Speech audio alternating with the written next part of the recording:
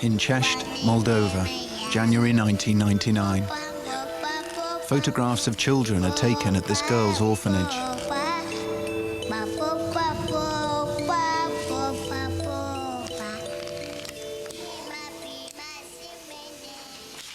They are sent to Karen Kelly, who runs a small charity based in Belfast called Romanian Connection.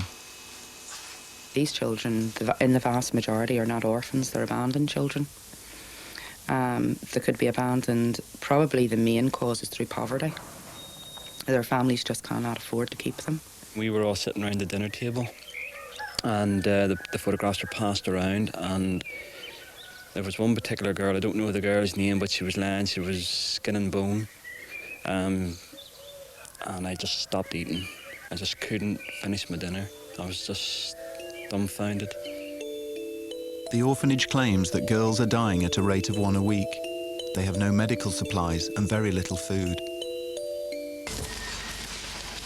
The charity responds immediately. Following an urgent appeal on UCB radio, aid is donated from all over Northern Ireland.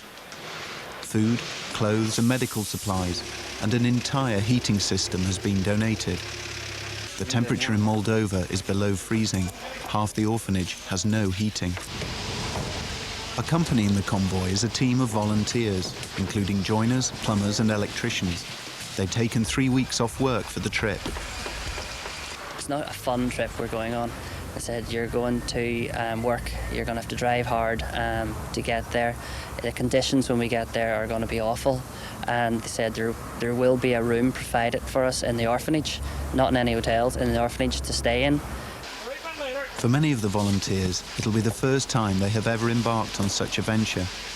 I had no idea when I joined them that what we were all heading into was something deeply complicated.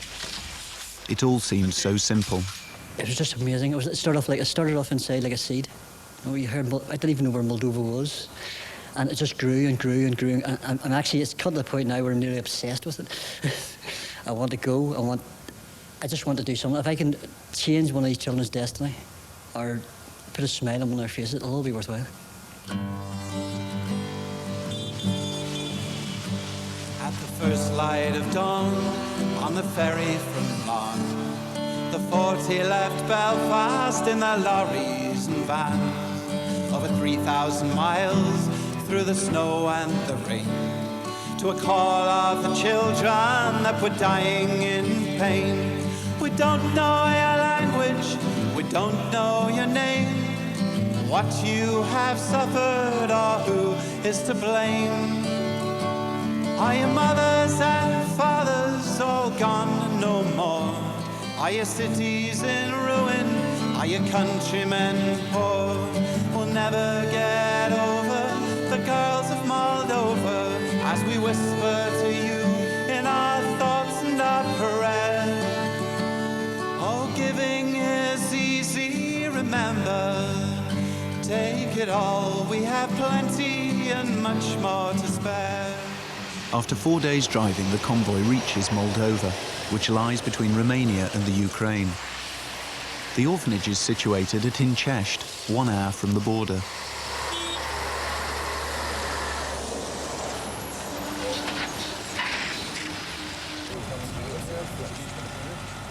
It is at the border that we encounter our first problems. I'm forbidden from filming as customs officers pilfer items from the lorries. The charity is made to pay $3,000 in cash for entry visas.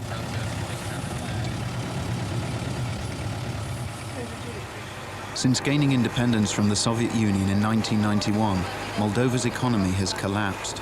It is now the poorest country in Europe, with an average income of less than $15 a month. State institutions have lost most of their funding. At the bottom of the pecking order are the country's orphanages. This orphanage sits literally on top of a mountain in the middle of a forest. There's nothing around it. It's actually right in the wilderness on its own. Everybody off the park at the side of the road. You want out here? I can't. They flash them down, stop them. Is this it? Yeah. At the end of a 4,000-kilometre journey, the volunteers are about to face the reality. I don't know how I'm going to react whenever I see these children. Looking at the photographs, they are pretty horrendous, but photographs only show you so much. Whenever you're actually there, seeing it face to face, well, it could change things, but I'm unsure how I'm going to react.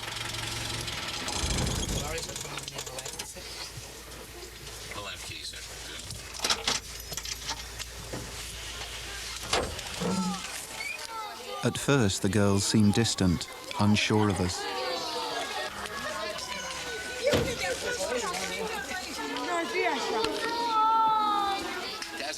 The staff are more welcoming, as is the orphanage director, Timofey Chibataru.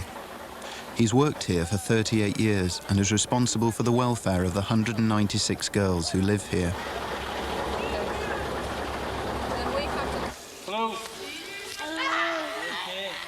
Many have mental or physical disabilities.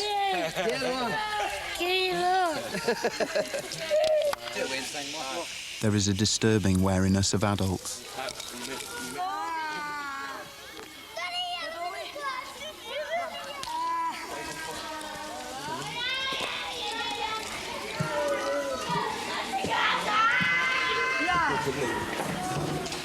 First, we are taken into Block A. There is heating in these rooms.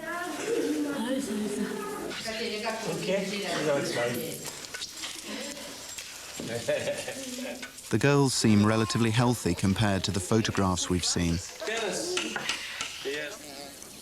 As we go down into Block B, however, the situation is very different.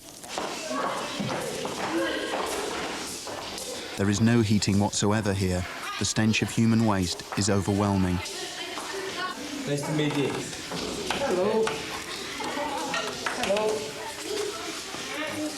Hello. Hello.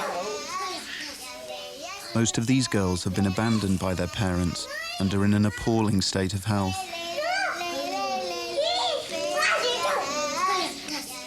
They huddle together with no toys and little supervision.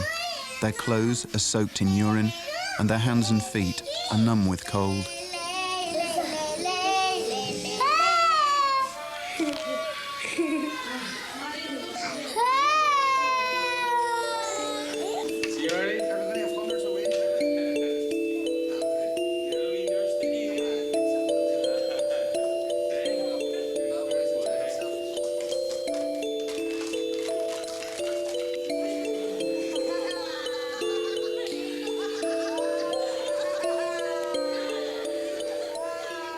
We've spent quite a bit of time walking about, opening doors, just going into rooms. We're not asking anybody's permission.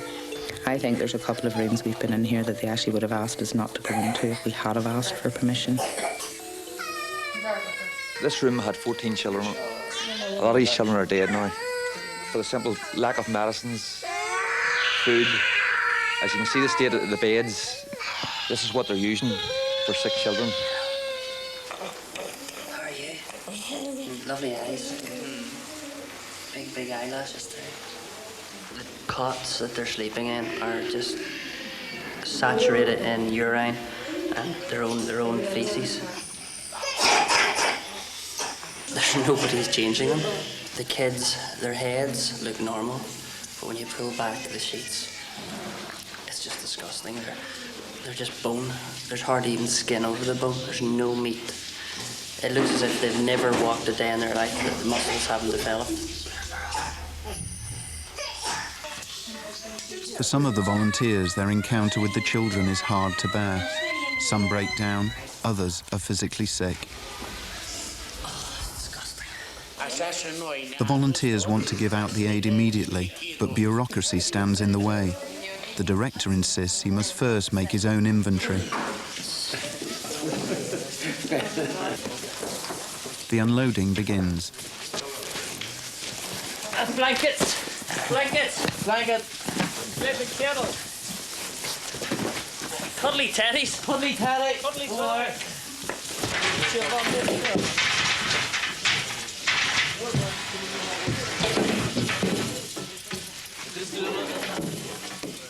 Under the watchful eye of the customs officers, every box from the convoy is recorded and taken to the storeroom inside the orphanage.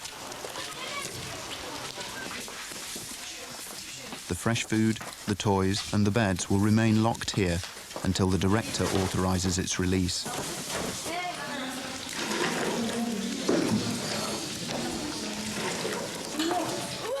That night, we witness the real extent of the deprivation and hunger the girls are experiencing. They eat the only food made available to them, bread and a porridge of maize and water. Some of the girls are eating in almost complete darkness, without even a chair to sit on. The temperature in the room is below freezing.